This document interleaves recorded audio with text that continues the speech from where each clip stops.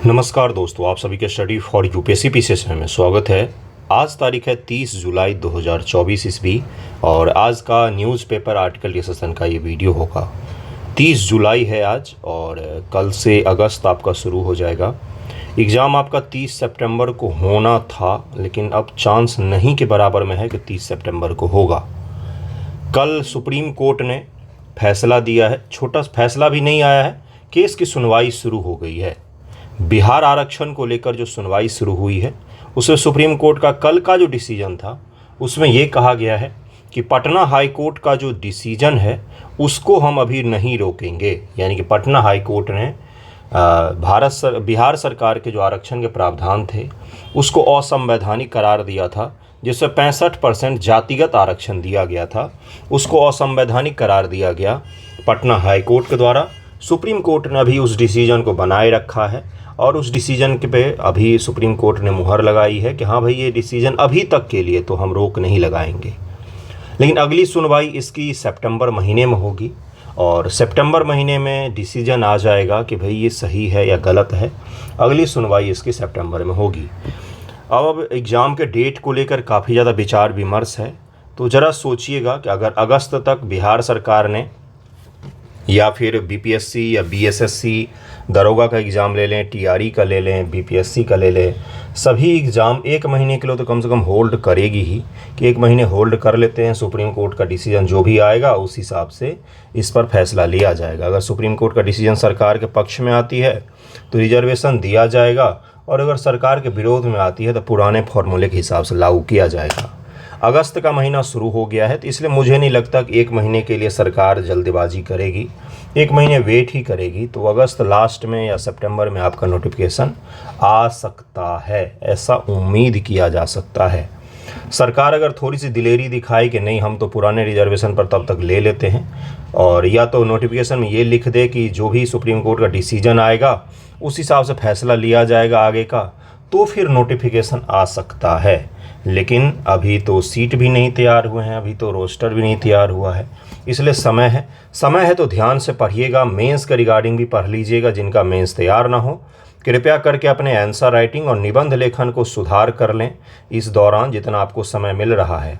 समय मिल रहा है तो उसका बेनिफिट उठाएं। एमसीक्यू प्रैक्टिस ज़्यादा कर लें, आंसर राइटिंग कर लें, निबंध लेखन कर लें अपने हिसाब से टारगेट और रूटीन सेट करके, क्योंकि अगर आगे जाएगा डेट तो निश्चित तौर पर कट ऑफ भी ऊपर जाएगा। निश्चित तौर पर यानी कि निश्चित तौर पर कट ऑफ आगे जाएगा। अगर डेट आगे जाता है तो जो जाना तय हो गया है लगभग में 30 सितंबर को तो अब एग्ज़ाम नहीं होने जा रहा है, और अगर होता है तो सही नहीं होगा, बहुत जल्दबाजी में होगा। एग्ज़ाम का प्रोसेस में थोड़ा सा गड़बड़ी हो सकता है। देखिए आज का हेडलाइन क्या है, तो वही है हेडलाइन लीपापोती वाला है। ये जो बुलडोजर और ये सब जो एक्शन होते हैं ये किसके लिए होते हैं, तो जनता के आक्रोश को कम करने के लिए होते हैं। अलग अलग कोचिंग के, बड़े बड़े कोचिंग के लाइब्रेरी पर जाके ताला लगा देना। पहले क्या कर रहे थे, बच्चे मर गए उनको आप जिला सकते हैं क्या ये सब करके? पहले क्यों नहीं डिसीजन लिया जाता, कंप्लेन भी नहीं सुना जाता है? यही वो एमसीडी और अलग अलग संस्थाएं हैं जो भ्रष्टाचार के शिकार हैं और सारे कोचिंग वाले उनको डालाम पहुंचाते हैं। तो इसलिए पहले कुछ नहीं करते हैं, हादसा हो जाता है तो लोग आक्रोशित हो जाते हैं, बच्चे सड़क पर आ जाते हैं। तब थोड़े दिन बुलडोजर चलाएंगे, ये फिर से सब कुछ वैसा ही हो जाएगा। कुछ दिनों की बात है, बस कुछ दिनों की ही बात होती है। दिल्ली से पटना तक सभी जगहों पर यही हाल है। केवल और केवल पैसा वसूलने की मशीन है छात्र, और उनकी सेफ्टी पर तो बिल्कुल भी ध्यान नहीं दिया जाता है, 0%। दिल्ली में अगर आप आएंगे तो ऐसी ऐसी बिल्डिंगों में क्लास चल रही हैं जो कभी भी गिर सकती हैं। 3-3, 4-4, 100 बच्चे बैठे होते हैं एक फ्लोर पर। जाने तक का रास्ता नहीं होता, निकलने तक का रास्ता नहीं होता है। तो ये चीज़ें हैं हेडलाइन में। उसके अलावा कल के सुप्रीम कोर्ट का भी मैंने डिसीजन बताया आपको। लोक अदालत की भी चर्चा हो रही है। लोक अदालत की चर्चा क्यों हो रही है, क्योंकि सुप्रीम कोर्ट ऑफ इंडिया ने 1 सप्ताह के लिए लोक अदालत को शुरू करने का फैसला लिया है। तो लोक अदालत क्या है, सुप्रीम कोर्ट अपना 75 एनिवर्सरी मनाने जा रही है। इसके उपलक्ष्य में जो चीफ जस्टिस ऑफ इंडिया हैं वो भी लोक अदालत के हिस्सा होंगे, और कल से पार्टिसिपेशन शुरू कर दिया गया। लोक अदालत को लाइव किया गया है, तो इसको भी देखेंगे हम लोग। साथ में और भी कई सारे इंपॉर्टेंट न्यूज़ हैं। क्वाड के फॉरेन मिनिस्टर्स की बैठक हुई है। कहाँ पर हुई है, देखिए यहाँ पर बातचीत कर रहे हैं लोग, सब लोग खड़े होकर देखिए कहाँ पर हुई, तो टोक्यो में। टोक्यो में बातचीत हुई है जिसमें ये कहा गया है कि दक्षिणी चीन सागर में जो चीन का कब्जा है वो अवैध है, वो इलीगल है। किसी भी देश को एक तरफा कानूनों को बदलना नहीं चाहिए, बचना चाहिए, किसी भी देश को डोमिनेट नहीं करना चाहिए किसी भी छोटे देश पर। इस तरह की बातें भी क्वाड के बैठक से निकल कर आई है। क्वाड के सदस्य कौन कौन हैं? तो 4 सदस्य हैं। भारत है, अमेरिका है, अमेरिका के अलावा जापान है और ऑस्ट्रेलिया इसके क्या है तो मेंबर्स हैं। इनकी फॉरेन मिनिस्टर्स की बैठक थी। यही पूछा जा सकता है कि हाल ही में क्वाड के विदेश मंत्रियों की बैठक कहाँ पर संपन्न हुई है? तो जापान में संपन्न हुई है क्वाड के विदेश मंत्रियों की बैठक।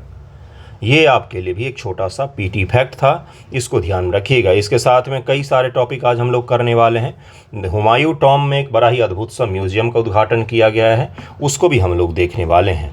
तो चलिए शुरू करते हैं।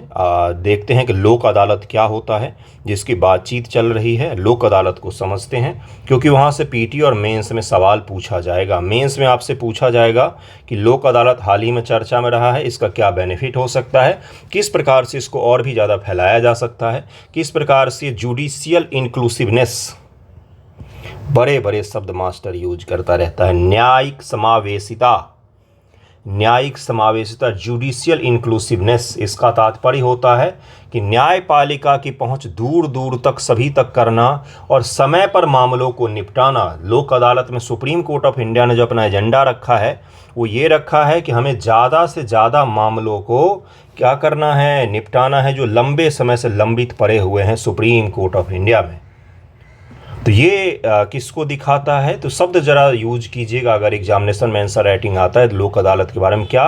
जुडिशियल इंक्लूसिवनेस, यानी कि न्यायिक समावेशिता को बढ़ावा देने के लिए, लोगों तक न्याय की पहुंच को सुनिश्चित करने के लिए सुप्रीम कोर्ट ऑफ इंडिया ये करने जा रही है। तो इसको भी ध्यान में रखिएगा।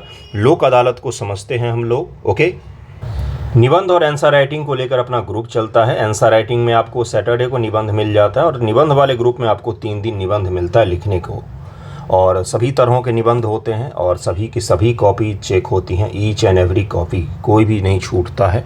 तो आप अगर जुड़ते हैं तो काफ़ी बेनिफिट होगा आपको, जुड़िएगा। अगर लिखना नहीं आता होगा तो मेंस का थोड़ा सा माहौल बन रहा है, पीटी दूर हो रहा है, तो आजकल मैं आपको एक आंसर राइटिंग का वीडियो भी मिलेगा। मैं पूरी कोशिश करूंगा कि अपलोड करूं, क्योंकि कई सारे बच्चे मैसेज करते हैं उनको बेसिक आंसर राइटिंग भी अभी तक नहीं सीख पाए हैं। तो कोई बात नहीं, सीख जाएंगे। जब तक प्रयास नहीं करेंगे नहीं सीखेंगे। एफर्ट लगाना पड़ेगा आपको, कोशिश कीजिए, लिखिए। गलती होगा ही ना, तो क्या हो गया गलती? जितना गलती यहाँ पर कर लेंगे एग्ज़ाम में उतना कम गलती करेंगे। जितना गलती यहाँ पर डरेंगे गलती करने से कि इज्जत चली जाएगी, पता नहीं क्या होगा, उतना ही ज़्यादा आप एग्ज़ाम में गलती करेंगे। तो MCQ प्रैक्टिस करते हो या आंसर राइटिंग करते हो, जम के गलतियाँ कीजिए। यहाँ पर खूब रिस्क लीजिए, खूब सारे सवालों को लगाइए, प्रैक्टिस कीजिए। जितनी ज़्यादा होगी मिस्टेक यहाँ पर हो जाएगी, एग्ज़ाम में उतना ही कम होगा। ध्यान में रखिएगा इसको। मुझे मैसेज कीजिएगा इस पर, व्हाट्सएप पर या टेलीग्राम पर मैसेज कीजिएगा। कॉल में शायद आपका पिक ना कर पाऊँ, थोड़ा सा नहीं रह पाता है समय अभी, तो उसके कारण से। तो बाद में बाकी मैं बात कर लूँगा अगर कोई ख़ास ज़रूरत पड़ा तो। चलिए आप मैसेज कीजिएगा, मैं आपको ऐड कर दूँगा। देखिए लोक अदालत क्या होता है। देखिए न्यूज़ क्या था लोक अदालत के बारे में कि सुप्रीम कोर्ट ऑफ इंडिया 1 सप्ताह के लिए, क्या बोला मैंने आपसे, सवाल क्या पूछा जाएगा कि हाल ही में किस महीने में सुप्रीम कोर्ट ऑफ इंडिया के द्वारा लोक अदालत का सप्ताह जो है वो कंडक्ट करवाया गया। तो कल से शुरू हुआ है और ये कब तक चलेगा बंधुओं? तो ये चलेगा आपका अगस्त में 3 तारीख तक चलेगा। 3 अगस्त तक ये चलेगा, कल से शुरू हुआ है। और इसमें क्या होगा? तो इसमें होगा कि भाई सुप्रीम कोर्ट के 7 जजों के बेंच जो है वो बैठेगी और वो अपने टाइम के अलावा बैठेगी। जैसे 2 बजे तक जो जज वगैरह के केस अलोकेट किए जाते हैं सामान्य तौर पर डेली बेसिस पर, वो कंप्लीट हो जाते हैं 2 बजे तक।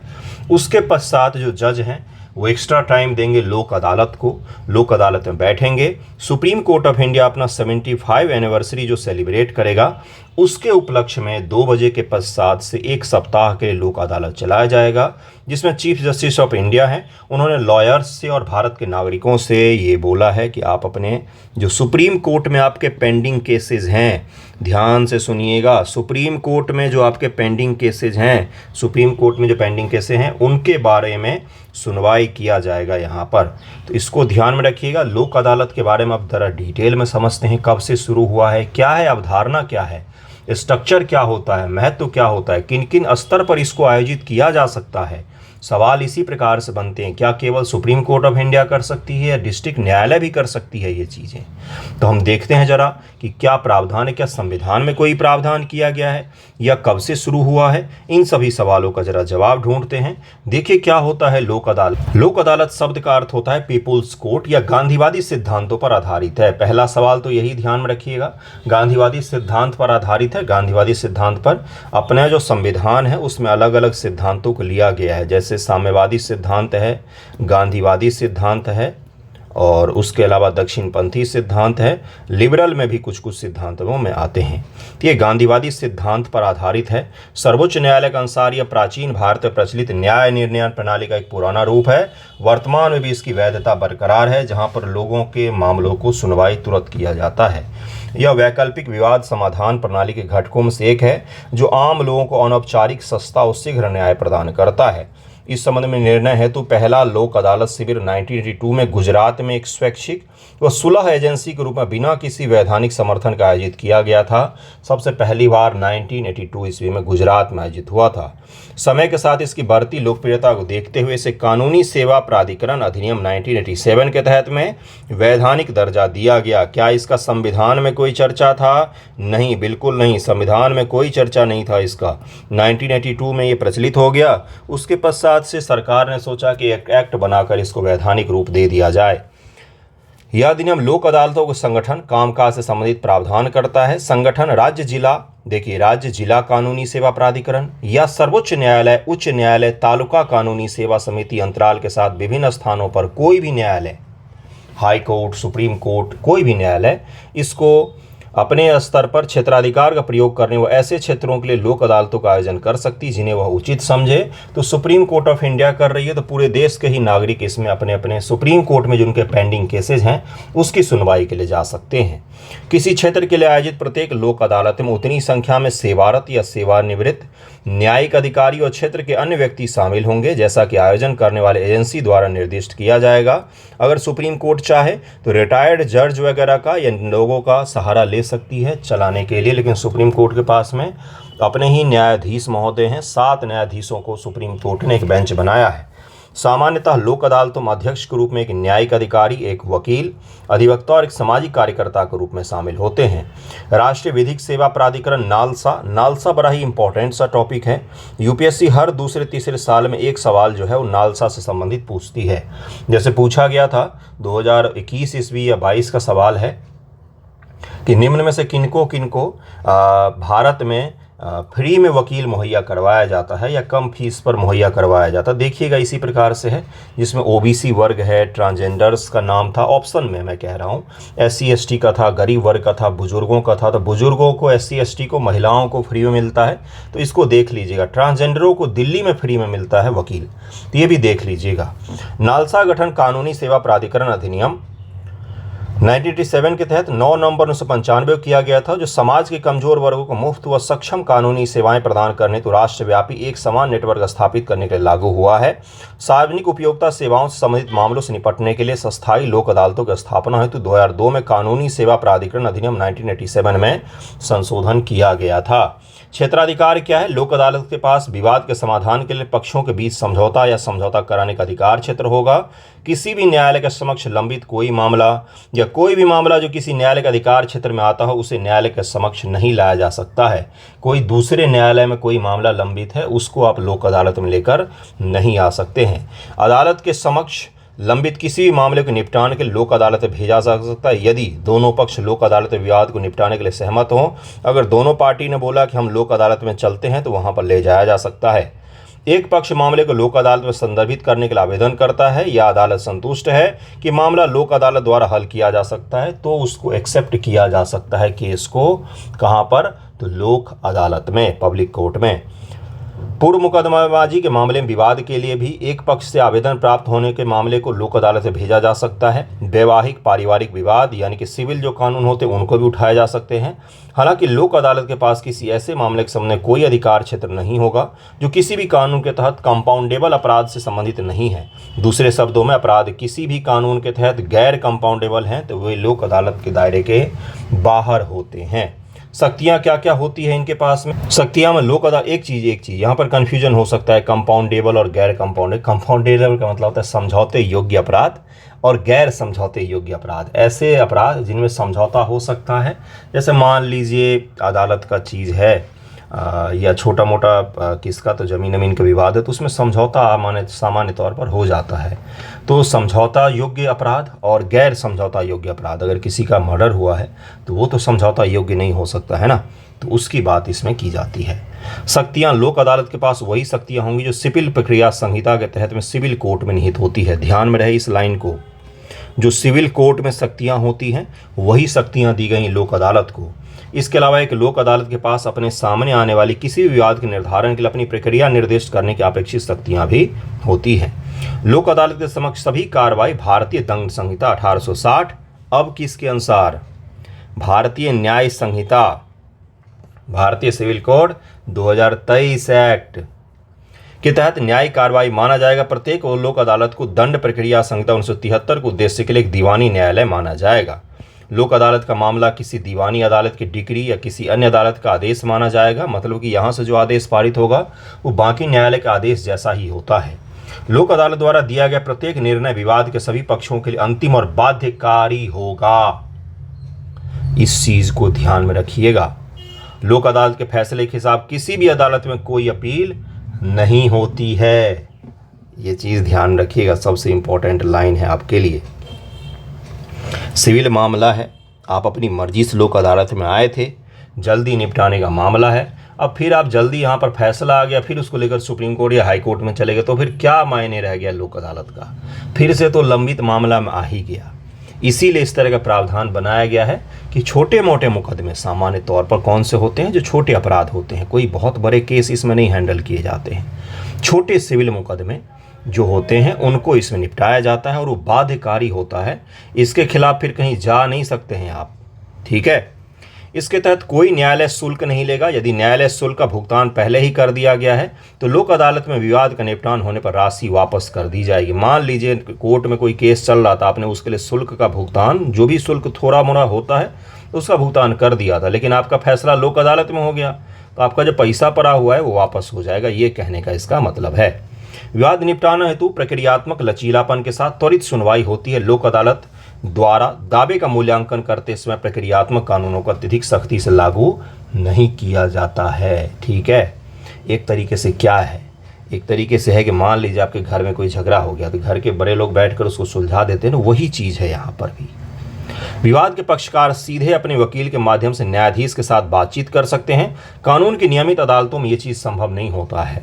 लोक अदालत द्वारा दिया जाने वाला निर्णय सभी पक्षों के लिए बाध्यकारी होता है। इसे सिविल कोर्ट की डिग्री का दर्जा प्राप्त होता है तथा यह गैर अपील योग्य होता है, जिससे अंततः विवाद के निपटान में देरी नहीं होती है।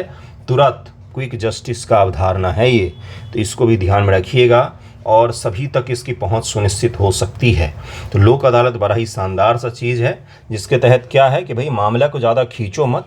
छोटा मामला है उसको लेकर जेल में 10-10 साल से लोग कई सारे बंदी बंद हो जाते हैं। छोटे मोटे मामले को लेकर उन सभी को निपटाया जा सकता है इसमें।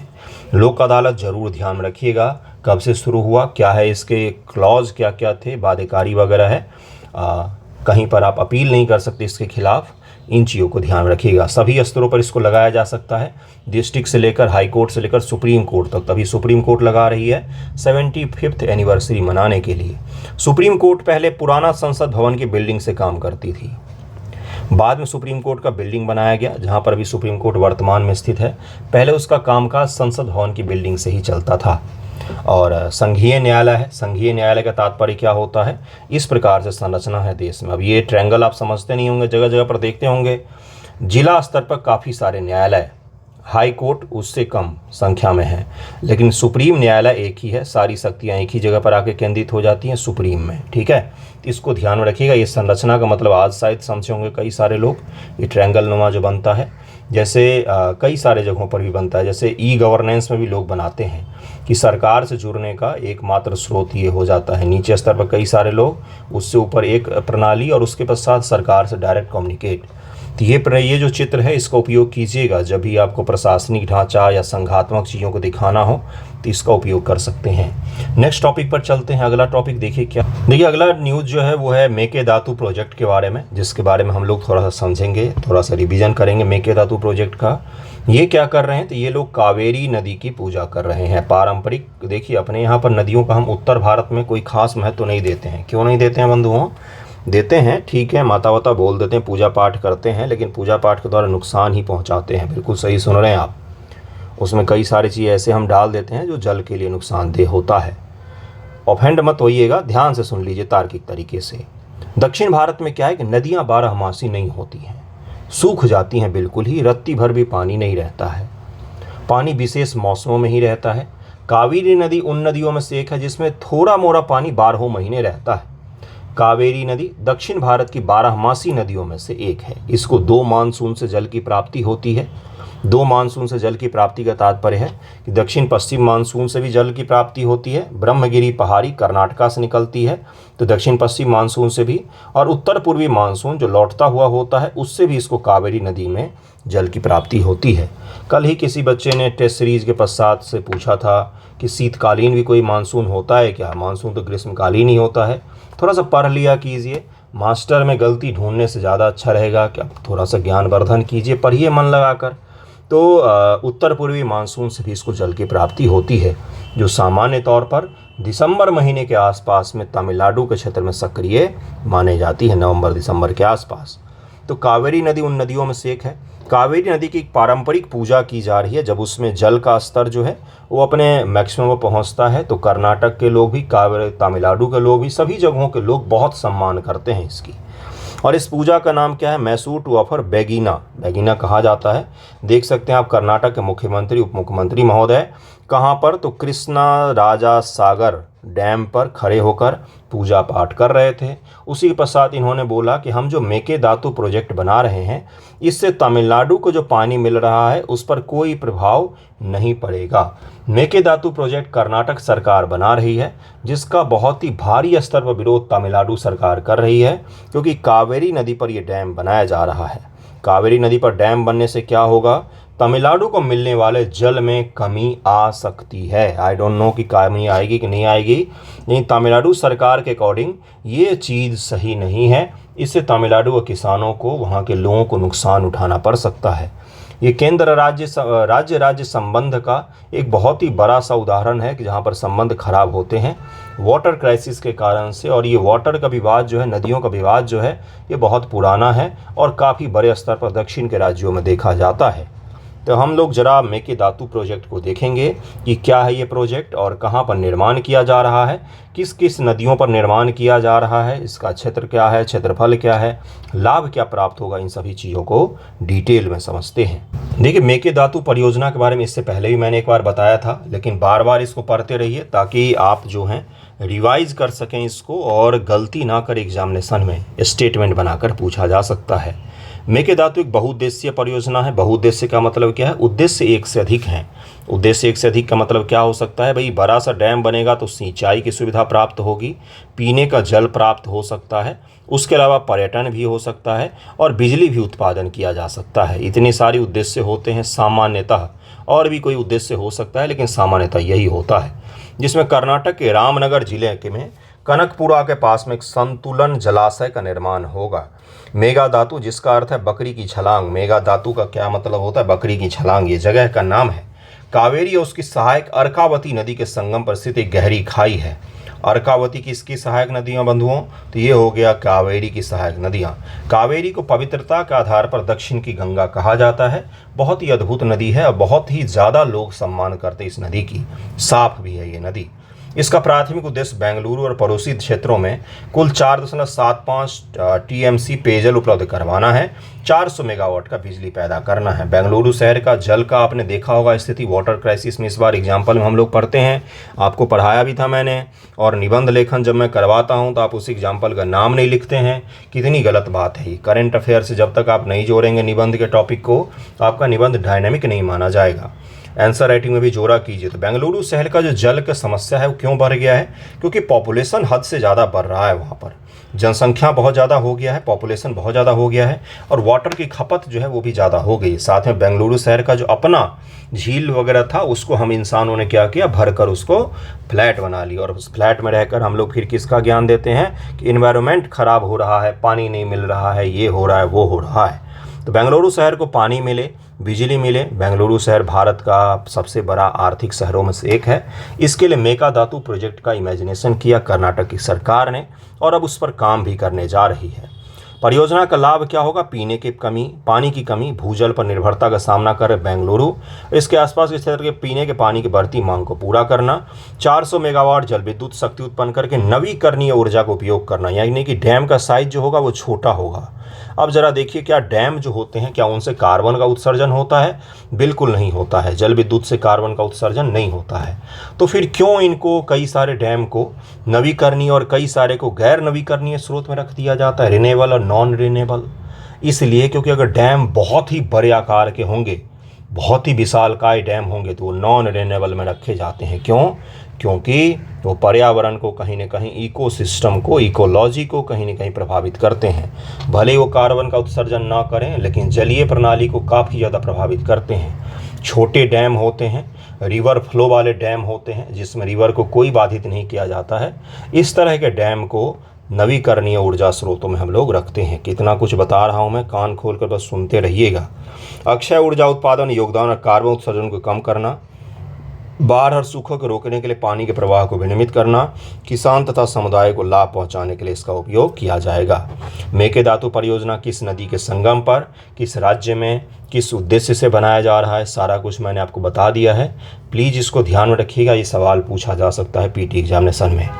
अगले टॉपिक पर चलते हैं। नेक्स्ट टॉपिक क्या है? अगला जो टॉपिक है वो है आपका क्वाड विदेश मंत्रियों की बैठक कहाँ पर संपन्न किया गया है? तो भाई टोक्यो में संपन्न हुआ है, जिसमें आप अमेरिका के हैं और ये ऑस्ट्रेलिया के हैं, जापान के, भारत के हैं और विदेश मंत्रियों ने भाग लिया है। विदेश मंत्रियों की बैठक थी कहाँ पर?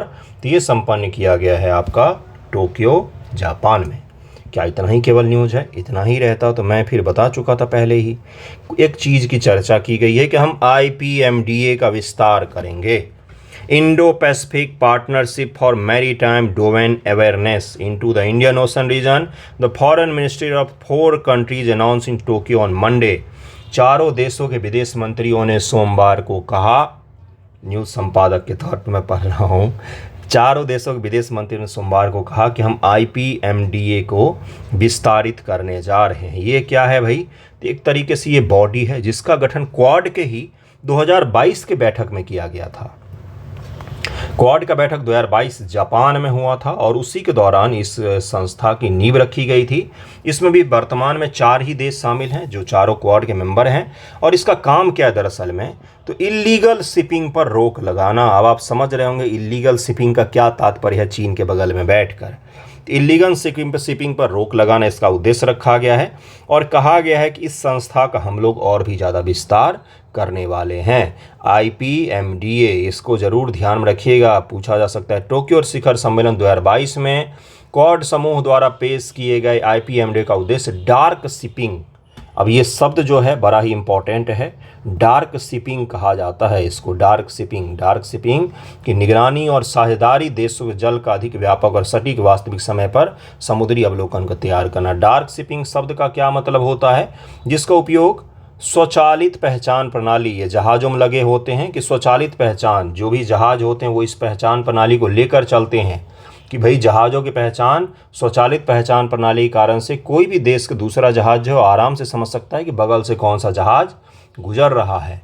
तो ये अगर बंद हो जाता है या काम करना बंद कर देता है, उस सिस्टम को बंद होने के पश्चात हम किसी जहाज़ की कैसे निगरानी कर सकते हैं, कैसे उसको हम लीगल और इलीगल मानेंगे, इन सभी चीज़ों के लिए IPMDA जो है वो काम करता है।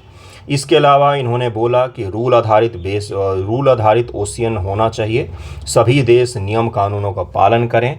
कोई भी बड़ा देश किसी छोटे देश को डोमिनेट नहीं करेगा। किन चीज़ों को लेकर क्लियर और कट बोला गया है कि कोई भी बड़ा देश किसी भी छोटे देश को डोमिनेट नहीं करेगा।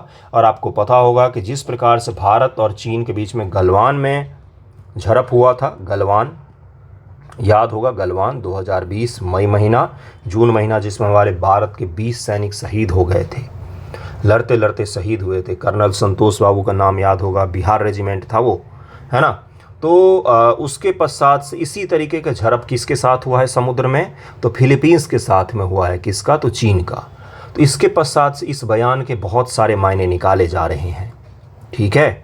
और उसके साथ इस बयान को और कहाँ से जोड़ सकते हैं, कुछ दिन पहले ही भारत के प्रधानमंत्री महोदय रूस के साथ बैठक में राजकीय यात्रा पर गए थे मोदी जी, और वहाँ पर काफ़ी अच्छे स्तर पर बातचीत भी की गई है। अब मोदी जी की अगली यात्रा यूक्रेन की होने वाली है अगस्त महीने में, जिसमें ये दावा किया जा रहा है वर्ल्ड के अलग अलग मीडिया इंस्टीट्यूट के द्वारा, आरटी ये रूस की मीडिया समूह है, इसी प्रकार से अमेरिका की भी CNN और अलग अलग न्यूज़ चैनलों ने दावा किया है कि भारत मध्यस्थता कर सकता है रूस और यूक्रेन युद्ध की, और उस मध्यस्थता की पेशकश यूक्रेन के प्रधानमंत्री जी के दौरे में की जा सकती है। तो आने वाले समय का थोड़ा डेवलपमेंट होगा, वर्तमान में इस डेवलपमेंट को ध्यान में रखिएगा। क्वाड की बैठक, फॉरेन मिनिस्ट्री के अंदर IPMDA को भी ध्यान में रखिएगा, कब इसका किया गया था, तो 2022 क्वाड सम्मेलन टोक्यो में इसकी स्थापना की गई थी। और क्या इसका भाई, तो डार्क शिपिंग को रोकना इसका बस मुख्य उद्देश्य है। नेक्स्ट टॉपिक पर चलते हैं। अगला टॉपिक है कि RBI एक रिपोर्ट जारी करती है। उस रिपोर्ट का क्या नाम है, उस रिपोर्ट का नाम है report on currency and finance report, RCF, report on currency and finance. इसमें कहा गया है India stand at the forefront of digital revolution. Bharat अग्रगणी है किसके में, तो डिजिटल रिवॉल्यूशन में। वाकई हम हैं डिजिटल रिवॉल्यूशन में। डिजिटल रिवॉल्यूशन से इंक्लूसिवनेस बढ़ता है, इंक्लूसिवनेस फिर से आ गया शब्द, लेकिन ये आर्थिक इंक्लूसिवनेस होता है। इससे पहले मैंने आपको जुडिशियल इंक्लूसिवनेस के बारे में बताया, ये आर्थिक रूप से होता है, इकोनॉमिक रूप से इंक्लूसिवनेस को बढ़ाता है। क्या होता है इसमें दरअसल में, तो सरकारी सिस्टम से ज़्यादा लोग सरकार के फाइनेंसिंग सिस्टम से जुड़ पाते हैं, जिसमें जनधन, आधार और मोबाइल, इसको क्या कहा जाता है कंबाइंड रूप से बंधुओं, तो जैम कहा जाता है, जनधन, आधार और मोबाइल। ये बड़ा ही रिवॉल्यूशनरी हुआ है भारत में। इसके कारण से सरकारी ढांचे से DBT लोगों को जोड़ना, इंश्योरेंस हो गया, किसानों तक उनकी सहायता पहुंचाना, महिलाओं तक सहायता पहुंचाना, बच्चों की देखभाल से लेकर हर चीज़ में इसका उपयोग किया जा रहा है।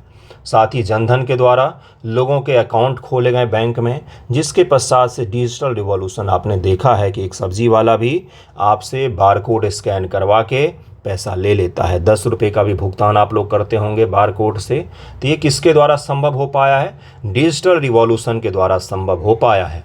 RBI ये रिपोर्ट वार्षिक स्तर पर जारी करती है, ये लाइन भी ध्यान में रखिएगा। ईयरली ये रिपोर्ट जारी किया जाता है, पिछले साल मई में जारी किया गया था, इस साल अभी जारी किया गया है। और इस रिपोर्ट में क्या बोला गया है कि हम आने वाले समय में ई-रूपी लाने वाले हैं। ई-रूपी यानी कि भारत की डिजिटल करेंसी लॉन्च करेगी RBI, और RBI वर्तमान में डिजिटल ट्रांजैक्शन जो है उसको डिजिटल करेंसी में ट्रांसफॉर्म करने की कोशिश करेगी। और इस रिपोर्ट में ये सब चीज़ें बताई गई हैं कि भारत में डिजिटली चीज़ों को बढ़ावा देने से RBI के लिए नोटों का परिचालन और बाकी चीज़ें कॉस्ट इफ़िशिएंट हो गई हैं, थोड़ी सी सस्ती प्रणाली हो गई हैं, जिससे बचत ज़्यादा हो सकता है। इस रिपोर्ट का नाम बस ध्यान में रखिएगा। इस रिपोर्ट के बारे में और भी चीज़ें मैं आपको आने वाले वीडियो में कंक्लूड करवाऊंगा। वर्तमान में केवल इसका नाम बस ध्यान में रखिएगा। क्या नाम है इसका, report on currency and finance, report on currency and finance. देखिए RBI से संबंधित कुछ बातचीत हो रहा हो तो उसको सीरियसली लिया कीजिए हमेशा, बहुत ज़्यादा इंपॉर्टेंट होता है RBI, सवाल पूछा जाता है। UPSC तो हर साल गारंटेड है एक सवाल RBI से, PT में गारंटेड है तो गारंटेड, आप उठा कर देख लीजिए, कोई एक साल नहीं होगा जब RBI से सवाल ना आया हो। BPSC में भी कदाचित पूछा जा सकता है, इसलिए ध्यान में रखिएगा इसको। नेक्स्ट टॉपिक पर चलते हैं। अगला टॉपिक देखिए कि भारत में देश का पहला संकन लाइब्रेरी, मतलब कि धंसा हुआ या डूबा हुआ लाइब्रेरी बोल दिया मैंने। लाइब्रेरी आजकल बहुत चर्चा में, दिमाग खराब हो रखा है उस चक्कर में। म्यूजियम कहाँ पर, तो Humayun tomb UNESCO world heritage में शामिल है। शानदार सा जगह है, फोटोजेनिक जगह है। अगर आप जाएंगे तो पिक्चर्स अच्छे आ सकते हैं, अगर कैमरा चलाना आता होगा तो, कंडीशंस अप्लाई। तो इस जगह पर शानदार सा जगह है और ये आगरा के ताजमहल का अग्रगामी माना जाता है। अग्रगामी का मतलब ये लाल कलर का ताजमहल जैसा दिखता है आपको, थोड़ा सा साइज है उसके तुलना में कम है, छोटा है और चारों कोनों पर पिलर नहीं है। आगरा के ताजमहल में चारों कोनों पर पिलर हैं बड़े बड़े, ये बीच में ताजमहल हो गया, यहाँ पर पीछे और यहाँ पर पिलर हैं, इसमें पिलर नहीं है और ये लाल बलुआ पत्थर से निर्मित किए गए हैं और इसमें डोम का यूज किया गया है। ये डोम दोहरी प्रणाली का डोम है। डोम निर्माण सामान्य चीज़ नहीं है, डोम निर्माण अद्भुत इंजीनियरिंग का उदाहरण होता है। जो डोम निर्माण किया गया हुमायूं के टॉम में दोहरा डोम है। अभी ये क्या बला है भाई, तो बाहर से आपको इतना बड़ा दिख रहा है लेकिन अंदर से आपको इतना ही बड़ा दिखेगा। क्यों? क्योंकि इस बड़े वाले डोम को सहारा देने के लिए छोटा वाला डोम जो है ये बनाया जाता है। तो इसी डोम को बनाया गया था हुमायूं के टॉम में। अद्भुत उदाहरण है ये इस्लामिक आर्किटेक्चर का और शानदार सा चीज़ बनाया गया है। ये 4 बाग प्रणाली पर आधारित है। मुगलों के मैक्सिमम स्ट्रक्चर जो है 4 बाग प्रणाली पर आधारित होते हैं। 4 बाग में क्या होता है, तो बीच में मुख्य स्ट्रक्चर स्थित होता है और चौकोर होता है बाग और बहुत ही शानदार तरीके की जल प्रणाली बनाई जाती है। हालांकि हुमायूं टॉम में जर्जर हो चुकी है जल प्रणाली, कोई देखरेख करने वाला नहीं है, ऐਵੇਂ ही सूखा पड़ा हुआ रहता है। बीच में मीनार होती है, मुख्य इमारत होती है, उसके चारों तरफ में 4 बाग होता है, चौकोर सा बाग होता है और जल प्रणाली के द्वारा ये चारों तरफ से घिरे हुए होते हैं। सामान्य तौर पर एक सीढ़ी बनी है जिसके द्वारा आप ऊपर जा सकते हैं और इसकी झज्जियाँ जो हैं, इसकी जालियाँ जो हैं वो भी बड़ा ही शानदार तरीके से डिजाइन किया गया है। इसमें लाल बलुआ पत्थर का भी उपयोग किया गया है, इसलिए भी इसको ध्यान में रखिएगा। बाकी इसके बारे में और भी फैक्ट मैं आपको बता देता हूँ। दिल्ली का हुमायूं का मकबरा जो है परिसर में स्थित भारत का पहला डूबा हुआ संग्रहालय 29 जुलाई 2024 को अपने भव्य उद्घाटन हो गया है। मंत्री महोदय ने किया है। 30 जुलाई से आगंतुकों के लिए खुला रहेगा। अगर कभी गया तो मैं आपको फोटो भी दिखा दूंगा। संग्रहालय का उद्घाटन 46वें यूनेस्को विश्व धरोहर समिति की बैठक कहाँ पर हुई थी? न्यू दिल्ली में, जिसमें किसको घोषित किया गया? तो असम का जो अहोम साम्राज्य के दफनाने के तरीके थे उनको इसमें शामिल किया गया और गजा का भी एक इलाका शामिल किया गया था। मैंने आपको समझाया था। उसी सत्र की बैठक के दौरान ही इसका उद्घाटन किया गया है, जिसमें केंद्रीय सांस्कृतिक पर्यटन मंत्री गजेंद्र सिंह शेखावत और प्रिंस रहीम आगा खान ने इसमें भाग लिया था। महत्व क्या है मकबरे का? तो देखिए, जिस प्रकार से आप अगर ताजमहल देखने कभी गए होंगे, देखने ज़रूर जाइएगा। अद्भुत चीज़ है, जब सामने आएगा आपके तो ज़रूर मुंह खुला हुआ रह जाएगा एक पल को।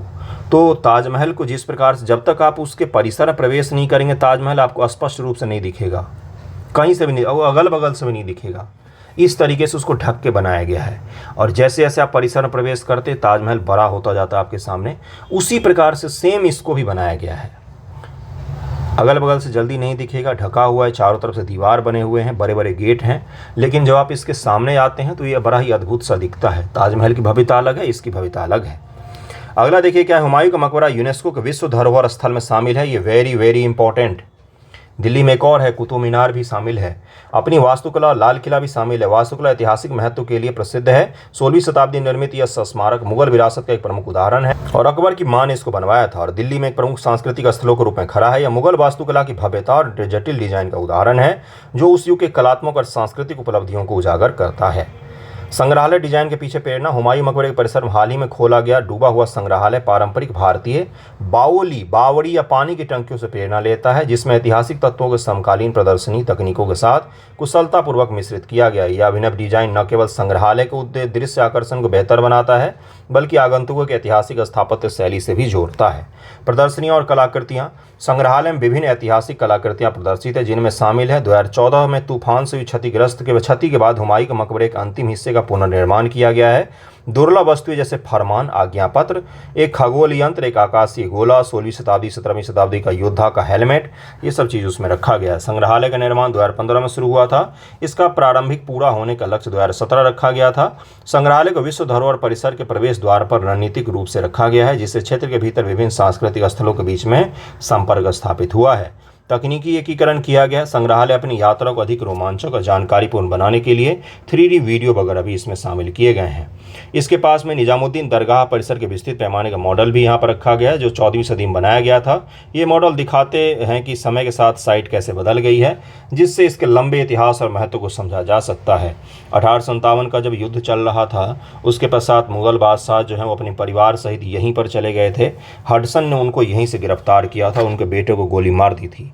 तो मुग़ल आर्किटेक्चर और हिस्ट्री में भारत के इतिहास में दरअसल बोल सकते हैं हुमायूं के मकबरे का अहम योगदान है, और इसके बारे में ज़रूर पढ़ लीजिएगा अच्छे से आर्ट एंड कल्चर में भी। हुमायूं के मकबरे के बारे में, हुमायूं का मकबरा का महत्व और डिज़ाइन। हुमायूं का मकबरा यूनेस्को के विश्व धरोहर स्थल में शामिल है, जिसका निर्माण 1569-70 में हुमायूं की विधवा महारानी बेगा बेगम ने करवाया था। देखिए जितने भी राजा महाराजा सम्राट बादशाह हुए हैं, दरअसल में मैक्सिमम ने पतियों के द्वारा पत्नियों के लिए निर्माण करवाया गया है। ये पत्नी के द्वारा निर्माण करवाया गया एक शानदार सा उदाहरण है, तो इसको ज़रा ध्यान रखिएगा। पत्नी के द्वारा अपने पति के लिए करवाया गया था मृत होने के पश्चात। यह भारत में बना पहला उद्यान मकबरा है जो फारसी वास्तुकला के प्रभावों को दर्शाता है और भविष्य के मुगल वास्तुकला के एक मॉडल के रूप में कार्य करता है। आगरा के लिए एक मॉडल का रूप में काम किया था इसने, इसको ध्यान रखिएगा। आगरे का ताजमहल के लिए वास्तुकला की विशेषता, मकबरे के परिसर में 100 से ज़्यादा अन्य मकबरे और एक बड़ा चारबाग 4 गुना उद्यान शामिल है, जिसका डिजाइन जिसमें केंद्रीय गुंबद और सममित लेआउट शामिल हैं। जो डबल डोम मैंने बताया है, इसके बारे में ध्यान रखिएगा। डबल डोम के बारे में पूछा जाता है पीटी एग्जामिनेशन में। बाद में ताजमहल के निर्माण को प्रेरित किया है जीर्णोद्धार। 20वीं सदी में आगा खान ट्रस्ट के सहयोग से मकबरे का जीर्णोद्धार किया गया। इमारत लाल बलुआ पत्थर से बनी है। इसे जटिल ज्यामितीय पैटर्न और सुलेख से सजाया गया है। इसके कलात्मक और स्थापत्य महत्व को उजागर करता है, तो इसके बारे में ज़रूर ध्यान रखिएगा। ये काफ़ी इंपॉर्टेंट था आपके लिए। और आज का न्यूज़पेपर डिस्कशन वीडियो यहीं पर समाप्त होता है। कैसा लगा है वीडियो ज़रूर बताइएगा। पढ़िएगा, पढ़ते रहिएगा। एग्जामिनेशन के डेट आगे जाते जाते रहेंगे। मोटिवेशन कायम रहना चाहिए हमेशा के लिए, क्योंकि आपको तो निकालना है एग्ज़ाम, चाहे अक्टूबर में हो, चाहे नवंबर में हो, चाहे सितंबर में हो, निकालना है तो मेहनत भी उसी हिसाब से करनी पड़ेगी। ग्रुप डी का भी जॉब आसान नहीं है। इस चीज़ को अगर आप नहीं समझ रहे हैं सीरियसली, तो फिर कोई और आपको समझा भी नहीं सकता। थैंक यू सो मच आप सभी का।